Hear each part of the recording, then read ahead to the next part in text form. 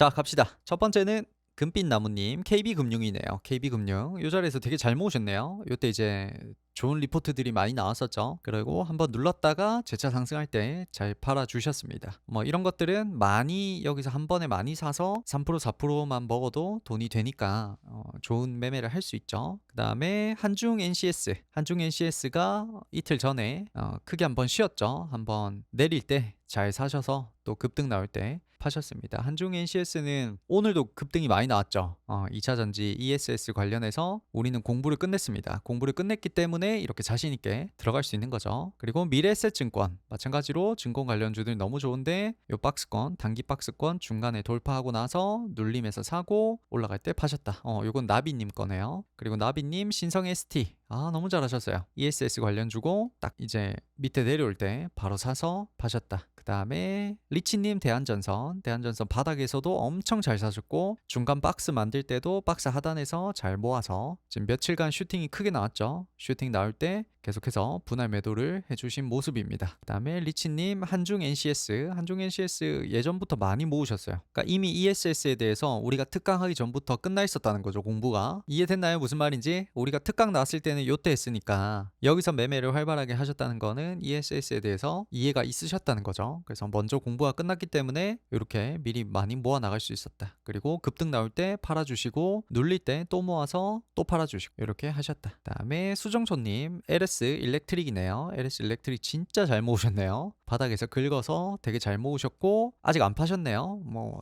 더 기다려도 될 것 같아요. 솔직히 굳이 뭐 빨리 팔 필요가 있을까 싶네요. 여기서 단기 박스를 좀 몇 개월간 만들 수는 있어도 이거 안 팔고 계속 놔두면 충분히 100% 200%까지 수익이 나지 않을까라고 생각은 일단 하고 있어요. 40만원 뭐 50만원 60만원까지 갈 수 있다고 생각은 드네요. 그 다음에 수정초님 두산 두산 여기서 되게 잘 모아가셨죠. 박스권 만들 때 박스권 하단에서 우리가 잘 모아가듯이 해서 지금도 안 파셨네요. 너무 잘하십니다 수정수님. 그 다음에 은봉에 산다님 우리기술 우리기술 우리가 여기서 급등 조마카세가 나갔었죠. 그리고 손절 라인이 대충 여기까지가 됐는데 그대로 잘 모으셔서 어제 오늘 슈팅 나올 때 더 잘 파셨네요. 잘하셨고 그 다음에 해성 에어로 로보틱스도 마찬가지로 여기서 양봉 계속 보여줄 때 좋은 흐름 만들었죠. 여기서 양음량 보여주고 주가가 꺾이지 않으니까 계속 올라가죠. 그래서 잘 팔아주셨다. 그 다음에 정배열님 OCI 홀딩스 바닥에서 계속 잘 사서 팔고 또 바닥에서 잘 잡아서 또 팔고 그렇게 하셨네요. OCI 홀딩스는 중국을 지금 규제하고 있죠. 미국이. 그래서 비중국산 뭐 어떤 태양 관련해서 이제 미국에서 수요가 있으니까 이렇게 급등이 나오는 거죠. 그러니까 크게 보면 미중 갈등 관련주라고 봐도 무방합니다. 그러니까 단순히 이거는 재생에너지 때문에 이렇게 올라가는 게 아니고 재생에너지 안에서도 특별히 얘는 이제 미중 갈등으로 좀 묶을 수가 있다는 거죠. 그 다음에 정배열님 SK 하이닉스 너무 잘하십니다. 정배열님 SK 하이닉스 거의 100%까지 가셨겠네요. 한 90%? 100%까지 가셨겠다. 거의 25만원쯤에 사셨으니까 축하드립니다. 너무 잘하십니다. 그 다음에 정별님 신성 ST 마찬가지로 잘하시죠. 음봉에서 딱 사서 딱 이렇게 이슈가 있을 때는 음봉에서 내려올 때마다 모아가야 돼요. 들어올리고 나서 매매하려고 하면 잘 안 되거든요. 맞나요? 우리가 원하는 건 사실은 이렇게 10% 15%씩 올라가는 게 아니죠. 여기서 살짝 잡아주는 걸 원하는데 지금 이것처럼 크게 들어올렸을 때는 좀 따라가기 힘들어요. 그래서 재료가 좀 확실하고 이슈가 좀 있을 때는 음봉에서 모아나가는 게 확실히 이득이긴 하다. 맞죠? 그 다음에 일진전기 정배열님 거죠. 일진전기 마찬가지로 바닥에서 잘 모아서 또 슈팅 나올 때 파셨네요. 축하드립니다. 그 다음에 혜미님은 심텍 하셨네요. 심텍 우리가 요 자리에서 급등 조마카세가 나갔었죠. 심텍 되게 좋은 기업이고 앞으로도 더 좋아질 거고 그래서 또 슈팅 나올 때 파셨고 혜미님 일진전기 마찬가지로 바닥에서 엄청 잘 사셨죠. 잘 사고 또 슈팅 나올 때 파셨다. 그 다음에 황눌림님 HD 현대미포 진짜 바닥에서 긁어서 잘 모아가셨죠. 잘 모아서 지금 이제서야 좀 매도를 해주시고 있으신 것 같네요. 여기가 대략 10만원쯤이니까 지금 150% 정도 수익이 나셨겠네요. 축하드립니다. 그다음에 삼성중공업 마찬가지로 바닥에서 잘 모아서 계속 긁어서 모아서 지금까지 끌고 오셨네요. 16,000원을 사서 28,000원까지 올라 버렸으니까 축하드립니다. 여기까지 해서 구독자님들 타점은 다 봤네요. 그래서 앞으로는 계속 구독자님들 타점을 보여드릴 거니까 우리가 급등조마카세에서 매매하고 있는 종목들에 좀 이렇게 슈팅이 나오는 날 내가 매도를 했다면 저한테 카톡 보내주시면 제가 이렇게 모아서 또 계속 보여드릴 겁니다. 이제 급등조마카세 갑시다. 한미약품입니다. 한미약품.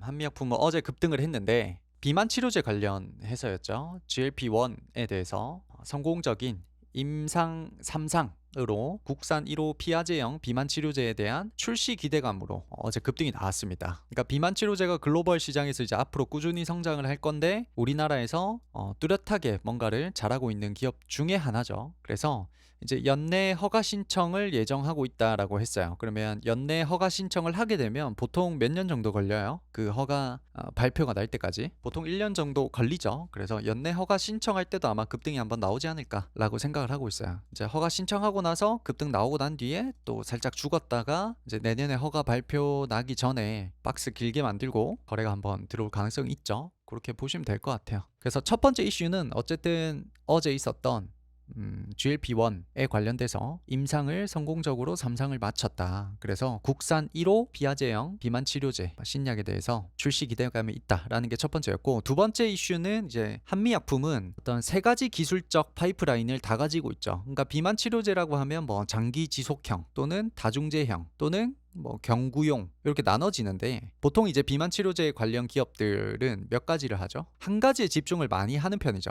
뭐 인벤티지랩이라든지 한 가지나 두 가지 정도에 집중을 많이 하는 편인데 이제 한미약품은 장기 지속형, 뭐 다중제형, 경구용 요 파이프라인을 세 개 다 가지고 있어요. 요 세 개 다 가지고 있는 기업이 정말 잘 없어요. 그리고 요 세 개가 사실은 세 개를 가지고 파이프라인을 세 개를 가지고 있다라는 것만으로는 어떤 특별한 혜자라고 보긴 어렵죠. 왜냐면 하나만 잘해서 성공시켜도 돈이 되니까 세 개를 한다고 했을 때 성과가 안 나면 말짱 도루묵이죠. 근데 요 세 개 다 준수한 기술력을 이제 가지고 있다라고 합니다. 그럼 되게 잘하고 있다는 거죠. 이해되고 있나요? 그래서 크게 이슈는 두 가지로 보시면 될 것 같아요. 국산 1호 비아제형 비만 치료제가 이제 내년에 출시될 수 있을 것이냐. 일단 임상 3상은 성공적으로 끝났으니까 그게 첫 번째고, 두 번째 이슈는 얘는 비만 치료제 관련 제형을 좀 다양하게 세 가지 정도를 다 가지고 있다. 그런 기업들이 거의 없다. 근데 한미약품은 그렇게 하고 있다 라는 게 두 번째 이슈입니다. 됐죠? 그리고 이제 세 번째는 이제 상향 리포트가 좀 다수예요. 굉장히 많아요. 그러니까 한미약품의 리포트가 나왔다고 하면 그냥 무조건 거의 다 긍정이에요. 부정이 거의 찾아보기 힘들어요. 그러니까 전문가들도 굉장히 장기적으로 좋게 보고 있다는 거죠. 그래서 리포트들의 공통적인 의견이 이 한미약품이 무기가 지금 몇 개였어요? 세 가지 정도로 볼 수 있는데 그렇게 다양한 무기를 가진 것에 비해서 매우 저평가되어 있다라는 게 공통적인 의견이에요.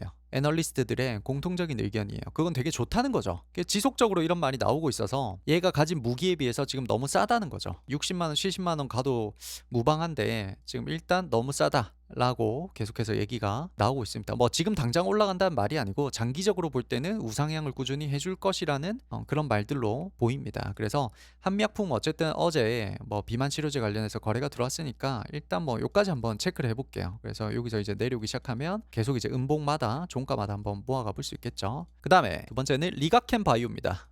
리가켄 바이오. 리가켄 바이오는 이슈를 한번 정리를 해보면 ADC 기술을 가지고 있어서 이 시장에서는 리가켄의 ADC 기술에 대한 기대감이 있어요. ADC 기술이 뭐냐면 어떤 약물이 특정 세포만 딱 꼬집어서 타겟을 해서 공격하도록 도와주는 거예요. 그럼 어디에 많이 쓸 것 같아요? 어떤 특정 세포를 공격해야 돼요. 딱 들으면 이제 감이 오죠. 그렇죠. 암 치료에 얘가 이제 아주 좋은 기술을 가지고 있는 거죠. 딱 느낌이 오죠. 그래서 리가캠은 LCB14라는 후보 물질 약물을 가지고 있는데 이거는 이제 유방암을 타겟하는 그런 ADC예요. ADC라는 기술이 있는데 그게 리가캠이 잘하더라. 근데 리가캠이 가지고 있는 LCB14라는 후보 물질 약물이 있는데 얘는 특별히 유방암에 타겟이 잘 되는 ADC이더라 라는 거예요. 근데 이제 유방암 쪽에서는 로슈와 아스트라제네카가 서로 경쟁을 하고 있어요. 글로벌적으로 보면. 그러니까 원래는 로슈가 정통 강자였는데 아스트라제네카의 라는 게 있어요. 그 N2가 나오면서 이 로슈가 왕자를 뺏겼어요. 그래서 이제 다시 로슈가 왕자를 찾아와야 돼요. 유방암 쪽에서. 이해되고 있나요? 그러면 다시 이 왕자를 찾아오기 위해서는 리가캠의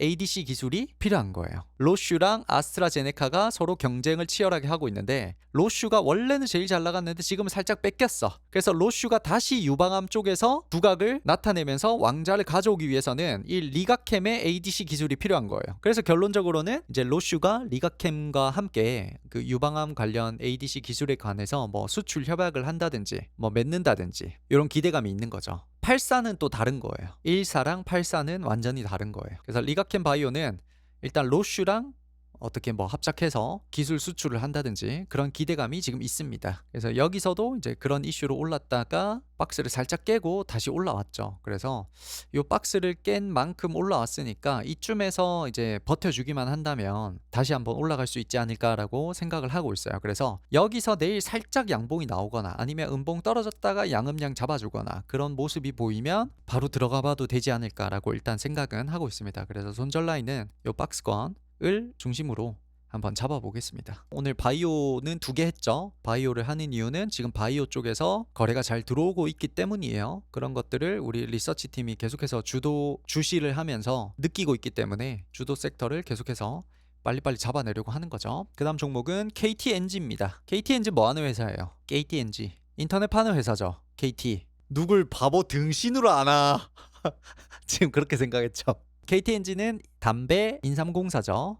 우리나라 담배 인삼공사입니다. 그래서 KTNG가 지금 차트가 굉장히 좋죠. 그럼 이유가 있겠죠. 그러니까 이런 차트들은 항상 만들어놨다가 어떤 일이 있었는지 추적을 해도 되고 그렇게 할 수 있습니다. 그래서 KTNG는 일단 지금 일어나고 있는 이슈를 정리를 한번 해보자면 지금 글로벌적으로 원래 전통적인 불로 태우는 담배 있죠. 그거를 연소형, 관련형 담배라고 하는데 그거를 규제를 좀 심하게 하는 편이죠. 우리나라도 어때요? 담배 가격을 점점 어떻게 하고 있어요? 인상하고 있죠. 그러니까 예전에는 PC방에서도 담배 피고 뭐 그냥 길거리에 돌아다니면서 담배 피고 그렇게 할 수 있었는데 그렇게 하다가 이제 그 흡연실을 따로 마련을 해줬죠. 전국적으로. 거기다가 이제 인상까지 하는 거죠. 가격 인상까지 해서 담배 그 자체를 약간 규제하려는 움직임이 글로벌적으로 지금 계속 일어나고 있다. 그러다 보니까 이제 사람들이 옆에서 콜록콜록하고 하니까 대체제가 필요하죠. 대체제가 필요해. 왜냐면 이제 그걸로 돈을 못 버니까. 연기 나는 담배로는 돈이 안 된다라는 걸 이제 담배 회사들이 느끼기 시작한 거죠. 그래서 대체제가 필요하다. 그래서 NGP가 뜨고 있어요. NGP가 뜨고 있다. NGP는 뭐의 약자냐면 넥스트 제너레이션 프로덕트예요. 진짜 대충 지었죠. 담배라는 단어는 하나도 안 들어가고 그냥 넥스트 다음 시대의 제품. 어쨌든 담배 쪽에서 NGP가 뭐냐, 다음 세대에서 나올 어떤 관련형 담배라든지 그런 게 뭐냐라고 했을 때 여러 가지가 있는데 뭐 가열식이라든지 아니면 전자담배라든지 또는 뭐 니코틴 파우치라든지 스누스 같은 것들이 있는데 이 중에 제일 잘 나가는 게 뭐게요? 한번 써드릴까? 오늘 너무 안 쓰고 하네. NGP는 다음 세대 담배를 뜻하는데 쉽게 말해서 뭐 가열식 또는 전자담배 또는 니코틴 파우치 또는 뭐 스누스 같은 것들이 있는데 이 중에서 가장 성장이 빠른 게 어딜까요? 딱 보면 모르겠어요? 딱 보면 바로 알겠죠. 니코틴 파우치입니다. 니코틴 파우치에서 제일 성장이 뚜렷합니다. 이제 니코틴 파우치가 왜 지금 잘 나가냐면 일단 규제가 좀 유연합니다. 이런 가열식이라든지 전자담배는 국가마다 규제가 좀 다르고 규제가 센 데도 있거든요. 이걸 아예 못하게 하는 나라도 있어요. 그래서 니코틴 파우치는 그에 비해서 규제가 좀 유연하고 약해요. 전 세계적으로 봤을 때. 거기다가 이제 잇몸이라든지 잇몸에 그냥 딱 붙이면 되니까 사용자 입장에서도 좀 편하죠. 그래서 일단 제일 많이 찾는 게 니코틴 파우치다. 그래서 KTNG가 이제 25년 9월에 니코틴 파우치 회사가 있어요. 북유럽에 있는데 ASF라고 합니다. 요 회사를 이제 미국의 알트리아라고 있어요. 요 회사와 함께 공동 인수를 했어요. 이 ASF라는 회사를. ASF는 아까 말했듯이 니코틴 파우치를 생산하는 회사예요. 그 말은 니코틴 파우치 시장에 본격적으로 뛰어들겠다는 거죠. 이게 얼마 안 됐어요. 지금 공동 인수를 했다라고 기사가 뜬 지가 지금 한두 달밖에 안 됐어요. 그래서 KTNG도 성장성이 뚜렷한 니코틴 파우치 쪽에 뛰어들기 위해서 열심히 공동 인수를 하면서 착수를 하고 있습니다.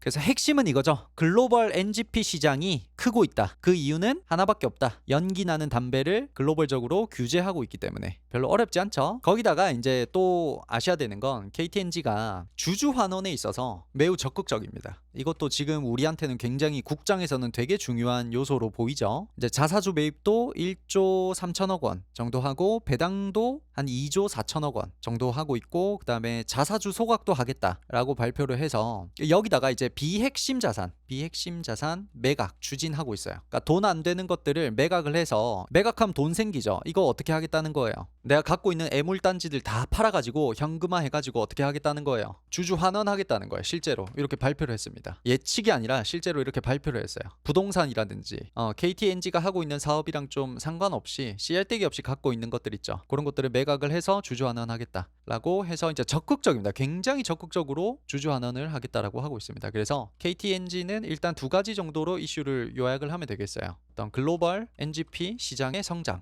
그리고 두 번째는 주주 환원 선순환이 있다. 이 두 개의 모멘텀이 겹쳐져 있어서 일단 여기까지 볼게요. 굉장히 좋은 흐름을 만들고 있다. 그래서 우상향을 좀 해줄 수 있을 것 같아서 일단 여기까지 보겠습니다. 그래서 거의 다 왔죠? 지금부터 모아 나가도 될 것 같아요. 그 다음 종목이 이제 LS 마린 솔루션입니다. LS 마린 솔루션은 우리가 특강에서 전력기기 또는 전선 특강에서 다뤘다시피 전선 시공업체죠. 전선을 만드는 쪽이 아니고 만들어진 전선을 시공하는 그쪽입니다. 그래서 전선을 만들면 갑자기 뭐 뚝딱 연결되는 게 아니고 누군가는 이거를 포설하고 깔아줘야 되잖아요. 그 업체죠. 특히 이제 해상풍력 쪽에서 HVDC 케이블을 시공할 때마다 얘들이 돈을 벌겠죠. 거기에 특화되어 있는 기업이고, 이제 전력기기나 전선업계에 슈퍼사이클 바람이 불고 있기 때문에 당연히 시공업체도 크게 수혜를 받을 수밖에 없습니다. 대한전선이나 LS를 우리가 원픽으로 꼽았지만 거기서 이제 LS 마린 솔루션도 오늘 거래가 들어오면서 한번 퍼포먼스를 보여줬습니다. 나도 전선 관련주다 라고 이제 딱 티를 낸 거죠. 그래서 요 단기 박스를 넘었기 때문에 요 장대 양봉 하단까지 보면 될 것 같아요. 그래서 대충 이렇게 한 절반 정도 매수 박스를 체크를 한번 해보겠습니다. LS 마린 솔루션 앞으로는 이제 이렇게 눌렸다가 다시 우상향 해 나갈 확률이 높죠. 다음은 이제 네이버입니다. 네이버는 두나무 합병 관련해서 이슈가 있죠. 그러니까 실제로 만약에 합병이 되면 이제 네이버 입장에서는 원화 스테이블 코인에서 뭐 우리나라 안에서는 가장 큰 선두 기업이 될 수 있고, 그 다음에 블록체인 기반에서 뭐 사업을 확장하거나 그런데 큰 도움이 되겠죠. 두나무가.